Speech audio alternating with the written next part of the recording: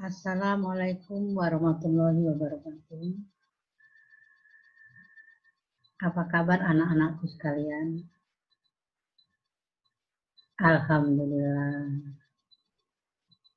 Kita diberi kesehatan dan kekuatan.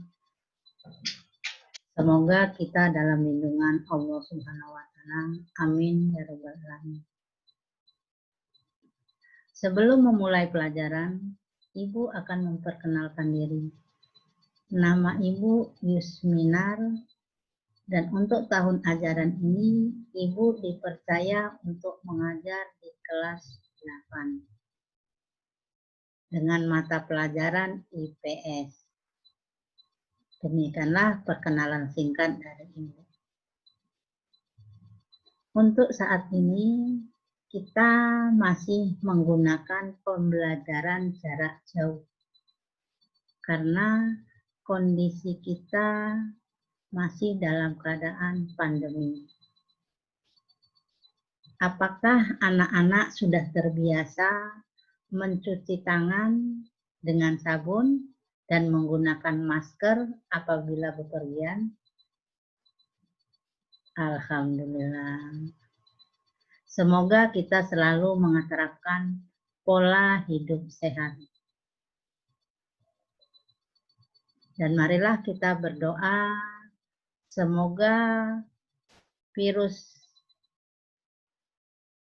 COVID-19 ini segera berakhir dan kita menggunakan pembelajaran secara tatap muka. Untuk pembelajaran hari ini,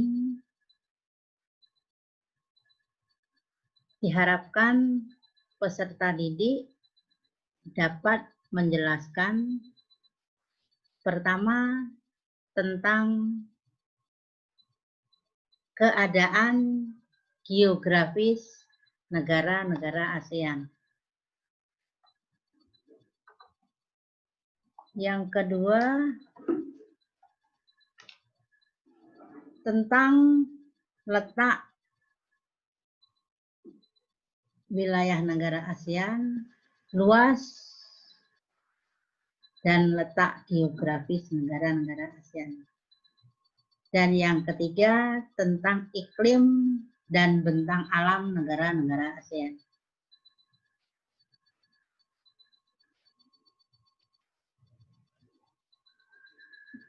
Baiklah, kita lanjutkan. Tema kita hari ini yaitu tentang interaksi keruangan dalam kehidupan di negara-negara ASEAN.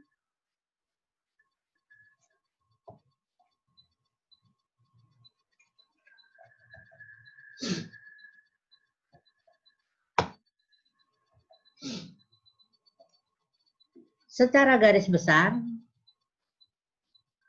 pembahasan kita hari ini yang pertama tentang peta dunia, yang kedua peta ASEAN, yang ketiga letak negara-negara ASEAN, yang keempat luas negara-negara ASEAN, dan yang kelima batas negara-negara ASEAN. Coba anak-anak persiapkan atlas tentang peta dunia dan peta ASEAN.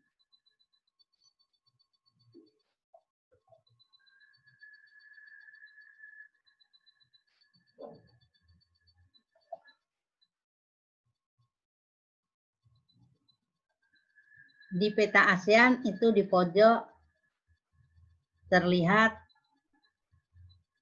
lambang negara-negara ASEAN. Karena negara ASEAN itu beranggotakan 10 negara dari 11 negara-negara Asia Tenggara.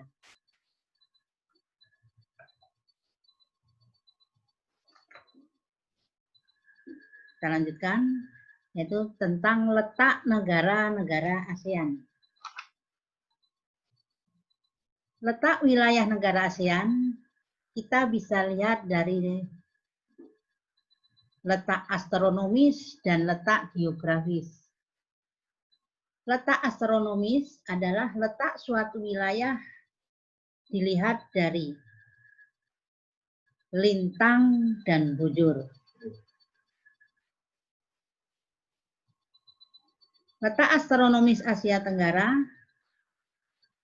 terletak di 28 derajat lintang utara dan 11 derajat lintang selatan dan 95 derajat bujur timur sampai 141 bujur timur.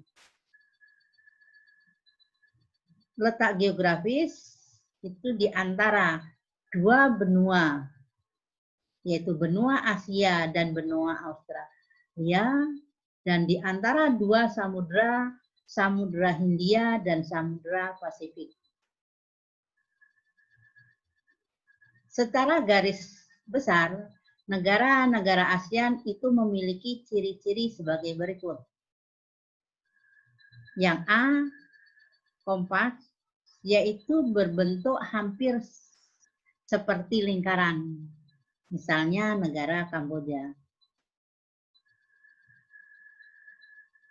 Yang B berbentuk fragmented, yaitu berbentuk kepulauan yang terpisah-pisah, seperti Indonesia. Yang C, elongated, yaitu berbentuk memanjang, seperti Vietnam. Yang D berbentuk protruded, yaitu berbentuk lebih kompleks dan beragam. Biasanya tangan yang memanjang, misalnya Thailand dan Myanmar.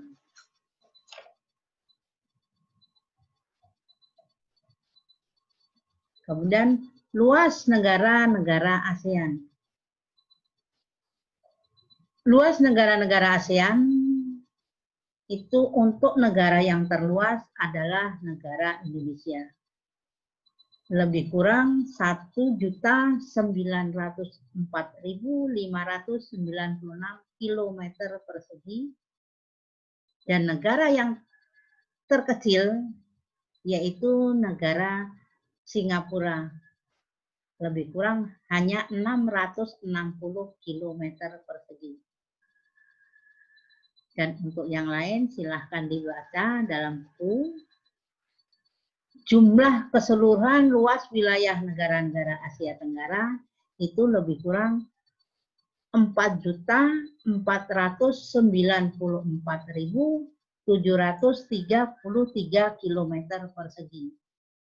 Itu tentang luas wilayah. Kemudian batas-batas negara ASEAN.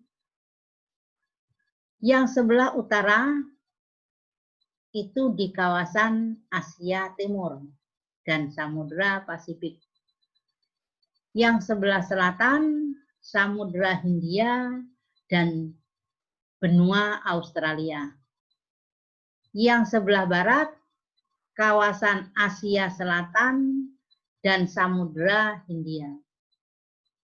Yang sebelah timur, Samudra Pasifik dan Papua Nugini. Kemudian iklim dan bentang alam.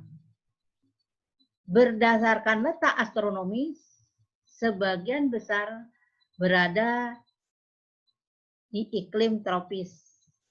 Hanya sebagian kecil yang negara Myanmar yang beriklim subtropis. Kenapa demikian? Karena dilihat dari letak astronomis, negara-negara ASEAN itu terletak antara 28 derajat lintang utara sampai 11 derajat selatan, lintang selatan. Negara-negara yang dilalui garis khatulistiwa atau 0 derajat itu baik ke utara atau ke lintang utara dan ke lintang selatan, jadi dari 0 sampai 23 derajat itu beriklim tropis. Sementara negara Asia Tenggara ada yang negaranya lebih dari 23 derajat, yaitu Myanmar.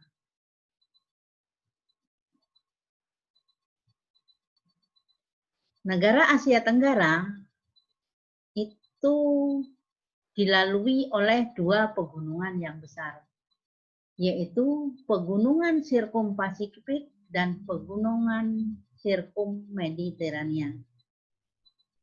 Oleh karena itu, wilayah-wilayah yang dilalui oleh dua pegunungan ini banyak terdapat gunung api atau yang dikatakan dengan vulkanis. Maka kondisi ini menyebabkan wilayahnya cukup labil. Sirkum Pasifik itu dimulai dari benua Amerika, masuk ke Samudra Pasifik, masuk ke Asia Timur yaitu Jepang, masuk ke Asia Tenggara yaitu Filipina, masuk ke Indonesia Kalimantan, ke Sulawesi sampai ke Laut Banda. Yang Sirkum Mediterania itu dimulai dari Eropa atau Eropa Selatan, itu membentuk pegunungan Arakan Myanmar, Kepulauan Andaman, jalur Bukit Barisan atau Sumatera, Jawa, Nusa Tenggara, dan berakhir di perairan Banda.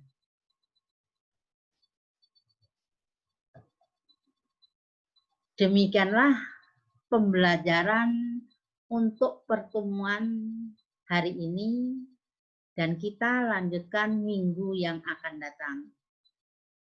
Assalamualaikum warahmatullahi wabarakatuh. Terima kasih.